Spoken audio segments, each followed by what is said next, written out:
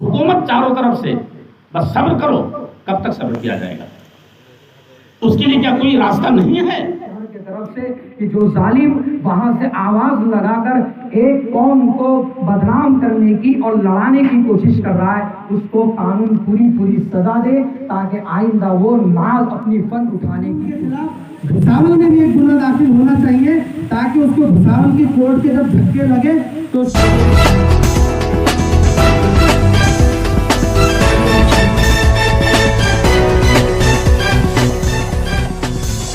आवाज हर भारतीय की पीके टाइम्स न्यूज। वो उसके दिल में पत्थर है। इसलिए मैं आपसे मुअद्दबाना गुजारिश करता हूँ कि आप हमारी आवाज को ऊपर पहुंचाएं। हम आपकी सारी बातों को फॉलो करेंगे। इंशाअल्लाह आपको हमारे तरफ से कोई ऐसा मैसेज नहीं मिलेगा, शिकायत का मौका नहीं मिलेगा जिससे आपको ठेस पहुंचे और आपको कोई कदम उठाना पड़े।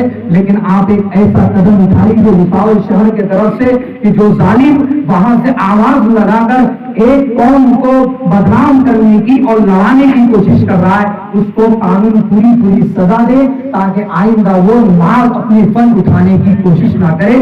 वो नापाक किस्म का शख्स है, उसका हमारे से कोई ताल्लुक नहीं है।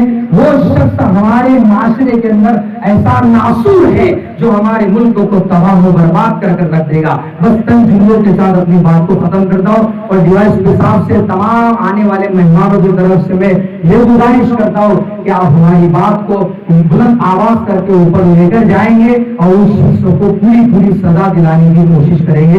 वाखिर दावाना। आज जो हालात देश में बने हुए हैं, मैं अपने इन मखसूस जिम्मेदारों से, DYSP साहब से, और ये आवाज पहुंचेगी तो कलेक्टर साहब से, यहाँ से आवाज और आगे पहुंचे मुख्यमंत्री साहब से, मैं कहता हूं कि ये भारत है, अखंड भारत है। अटूट भारत तो नहीं है ना, टूटा हुआ भारत नहीं है, अखंड भारत नहीं है, अटूट भारत है। इस भारत के किसी भी कोने में अगर आग लगती है तो पूरे भारत को तकलीफ होती है। अब अगर त्रिपुरा हो या अमरावती हो, जहां कहीं भी आग लगाई गई है तो ये पूरे भारत में रहने वाले हर इंसान को तकलीफ होनी चाहिए। अब यहां एक सवाल पैदा होता है, सब्र करो, इन्नल्लाह मअस साबिरीन, ये बिल्कुल सही है, लेकिन सब्र का पैमाना लबरेज भी तो होता है। सब्र करते ये भी गाल पे मारो, ये भी गाल पे मारो, घर भी लूट लो, बाल बच्चों को यतीम भी कर दो और सब्र करो। कब तक सब्र करोगे? ये बुज़दिली छोड़ना भी पड़ेगा। लेकिन जैसा कि अभी मुफ्ती जावेद ने कहा कि प्रशासन के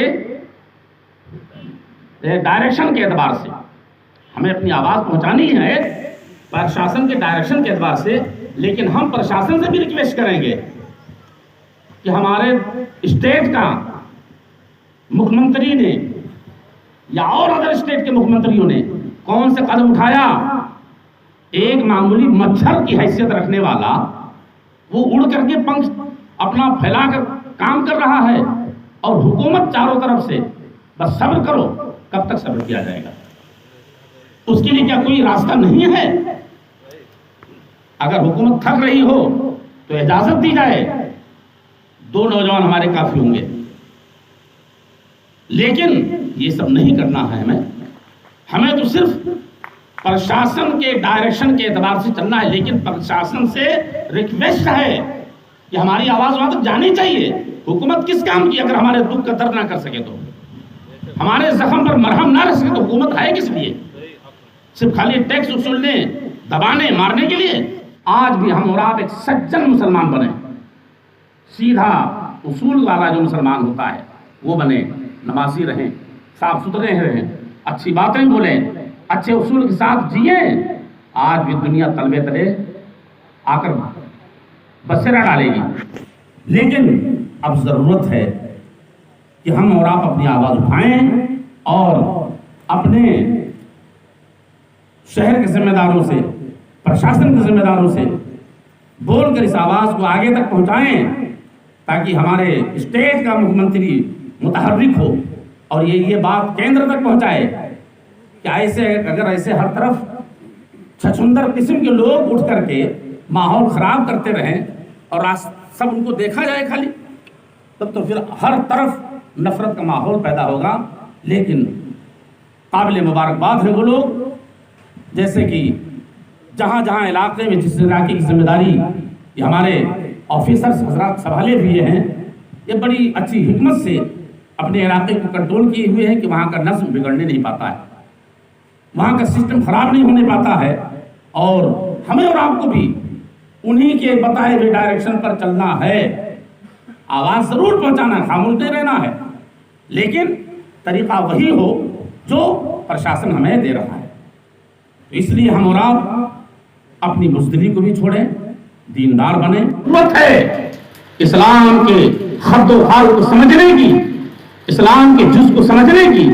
हम और आप समझें इस्लाम को और सही मानों में उसूल पर अमल करें। और मैं बस आखिरी अपनी बात यहीं पर खत्म करता हूँ कि हमारे जितने भी आए हुए मेहमान हैं, अगर मेरे जुमले से किसी को ठेस पहुंची होगी तो माफ फरमाएं। और बिलखुसूस हमारे महोदय DYSP साहब, वाकचोले साहब और नगर पालिका के CO साहब संदीप चौधरी, संदीप अग्रवाल, इनसे गुजारिश करूंगा कि हमारी ये बात खामोशी के साथ नहीं, बिल्कुल हंगामी तौर पर ऊपर पहुंचाएं और ये पैगाम दें कि पूरे स्टेट से ये आवाज उत्तर केंद्र तक जाए कि अगर एक आदमी मामूली माहौल खराब करे और पूरा देश तमाशा देखते रहे, ये कैसे होगा। इस बात को हम रिक्वेस्ट करेंगे कि वहां को पहुंचाएं और हम लोगों के जो दिल पर जख्म हुआ है, हम लोगों की जो ठेस पहुंची है, उसका मरहम, उसका इलाज किया जाए। मैं अपनी बात को यहीं पर खत्म करता हूँ। सलाम। मैं आपको बता दूं कि ये जो उलमा यहाँ पर जो जोड़ा हुआ है वो सिर्फ इसलिए कि सिर्फ पूरा वहाँ पर जो हालत खराब हुई, मुसलमानों को जो जुल्म हुआ, मस्जिदों को जो शहीद किया गया। और ख़ास बात, एक बात मैं आपको बता दूं सर कि एक अदना से अदना मुसलमान, चाहे वो नमाज ना पढ़ता हो, जुमा ना आता हो, ईद की नमाज भी ना पढ़ता हो, लेकिन उसके दिल में जो इश्क रसूल है ना, आप माँ की गाली को बर्दाश्त करेगा, बाप की गाली को बर्दाश्त करेगा, लेकिन नबी की शान में अगर कोई गुस्ताखी करेगा वो नाकाबिल बर्दाश्त हो सकता है। वीजा अकेडमी ने जो 12 तारीख को बंद का ऐलान किया था, अल्हम्दुलिल्लाह सबने जो उसका इस्तकबाल किया, सब बंद हुए। मालेगांव में कुछ हालात खराब हुए और उसके बाद अमरावती में ज्यादातर। लेकिन सर हमारा ये कहना है कि मुसलमानों को टारगेट क्यों बनाया जाता है? हर मोड़ पर, हर हालत में मुसलमान को टारगेट बनाया जा रहा है, एक तरफा देखा जा रहा है। तो सर ये कब तक चलेगा ऐसा? हर सर हम कानून की इज्जत करते हैं, बिल्कुल सर, हमारे सवाल का जवाब देना चाहिए। लेकिन अफसोस की बात है सर, आप जब से गुसाओ में 1 साल हुआ सर, हमने देखा क्राइम का नाम निशान मिटा रहे सर। आपकी पिछली जिंदगी जो आप जो है साईं बाबा के यहाँ पर थे, आपने उस शहर में भी जो है अल्हम्दुलिल्लाह अच्छा क्राइम को खत्म किया, गुसावल भी 90% खत्म हो गया। और सर आपको देख के तो मुझे एक शेर अक्सर याद आता था कि हवाओं को बदलना चाहते हैं, हदों से भी निकलना चाहते हैं, और किनारों की हिम्मत हो गई है कि समुद्र को निकलना चाहते हैं। लेकिन मसला ये अटकता है सर, जुल्म, ज्यादती, एक तरफा सिर्फ मुसलमानों के साथ ही थी। ये कब तक चलेगा सर? खुलेआम बाकायदा व्हाट्सएप पे, फेसबुक पे, गूगल पे दिखाया जा रहा है कि जो माहौल खराब कर रहे हैं, नबी के शान में गुस्ताखी कर रही है, पुलिस उसका सपोर्ट कर रही है। तो सर ये कब तक चलेगा? तो इसलिए सर मैं आपसे ये कहूंगा कि ये जो हिंदुस्तान है, जाहिर सी बात है किसी एक का मुल्क नहीं है। यहाँ सबको अपनी हक बात बोलने का अधिकार है, अपने धर्म से रहने का अधिकार है। जिसकी हैसियत पढ़ाने के अंदर जो कीड़ा होता है उसकी भी हैसियत नहीं, और व्हाट्सएप पे, फेसबुक पे आकर नबी की शान में गुस्ताखी कर रहा है और लोग वीडियो बना रहे हैं, उसको शेयर कर रहे, देख रहे हैं। मैं तो कहता हूँ कि भाई ऐसे वीडियो को शेयर ही ना करें, ऐसे वीडियो को बिल्कुल शेयर न करें, उसको तकलीफ न दे, उसको ताकत न दे। ये मेरे 2 जुमले सर। और हम तो ये हर स्टेज पे जाकर ये कहते हैं सर, असली अगर हिंदुस्तान देख रहा हो तो यहाँ आकर के देखो कि हवेली, झोपड़ी, सबका मुकद्दर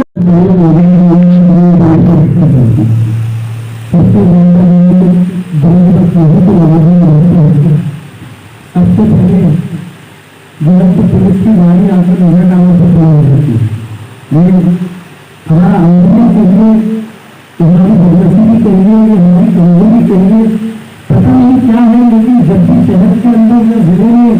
मुल्क भर में कहीं पर कुछ माहौल खराब हो तो सबसे पहले अगर बड़ी गाड़ी आकर खड़ी होगी तो वो नजर डालती है। ऐसा लगता है कि जैसे सबसे ज्यादा दंगे यही पर होने वाले, लेकिन सर मैं इन सब के हवाले से हमारे आईने इकराम, हमारे उलमा इकराम, हमारे जो बड़ी मौजूद शख्सियत यहाँ पर बैठी है, इन तमाम के हवाले से और तमाम नौजवान भी यहाँ बैठे उनके हवाले से मैं आपको बता दूं कि यही रजा टावर का हिस्सा, यही खर्चा और जाम मामला आगे खान रहा, और यही जो है तो पूरा ईरानी नगर और हर तरह का जो पूरा इलाका है, यही वो इलाका है जहाँ पर सबसे ज्यादा शांति होती है, सबसे ज्यादा माहौल को समझाया जाता है और सबसे ज्यादा शहर की फिक्र अगर की जाती है तो इसी रजा टावर और आसपास के इलाके से की जाती है। यही वो इलाका है, तो हमको शक की नजर से ना देखा है।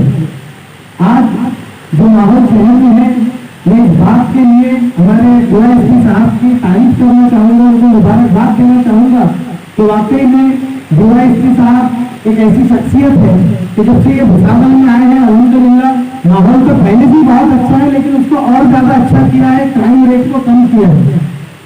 तो साहब यहाँ पर ऐसा कोई मामला होने नहीं देंगे इंशाअल्लाह, ये हमारा आपसे वादा है। और डेप्यूटी साहब ने और पुलिस प्रशासन ने भी उनको टाइम से टाइम मदद किया है कि जिस तरह से अभी बीच में एक मामला आया था 40 गाँव का एक बंदा था, इसमें अल्लाह के रसूल सल्लल्लाहु अलैहि वसल्लम की शान में गुस्ताखाना जो है तो अल्फाज एक व्हाट्सएप के ऊपर किए थे। हमने जानबूझकर शहर में किसी को ना बताते हुए सिर्फ मैं और हमारा भाई मुजाहिद और ये वसीम पत्रकार हमारे साथ थे, हम 4-5 लोग जाकर हमने कंप्लेन की साहब से मैंने फोन पे बात किया था और उसी वक्त वो बंदे पे गुना दाखिल करके उसको 40 गाँव से अरेस्ट करके भुसावल लाया गया था और उसके ऊपर कार्रवाई की गई थी।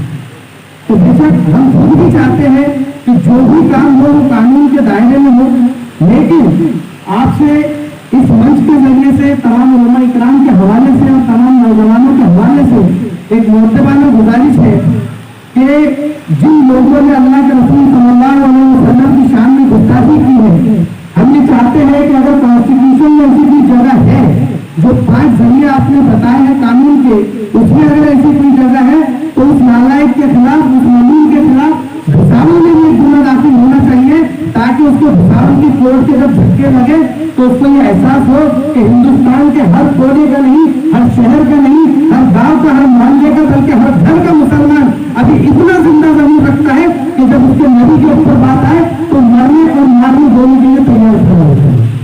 लेकिन तब जब पुलिस प्रशासन हमको साथ ना दे, लेकिन हमको यकीन है कि हमारे मुल्क का कानून हमारा पूरी तरह से साथ देता है और हम आपसे गुजारिश करते हैं कि अगर उस पर यहाँ पर गुना दाखिल हो सकता है तो आप जरूर करें, ताकि हमारे दिलों को कम से कम थोड़ी राहत मिले कि पुलिस प्रशासन ने उस मजलूम को जो है कि यहाँ पर लाकर बेजार किया है, उसको यहाँ पर बुलाकर परेशान किया है और उसको ये एहसास दिलाया है कि तू काली गुफा के काले कोने में जाकर भी हमारे नबी की शान में गुस्ताखी करेगा तो तुझे उसकी सजा आखिरत में मिलेगी इंशाअल्लाह। दुनिया में भी अल्लाह तेरे को जलील और फार करेगा और दुनिया में भी तेरे ऊपर लानत भेजी जाएगी।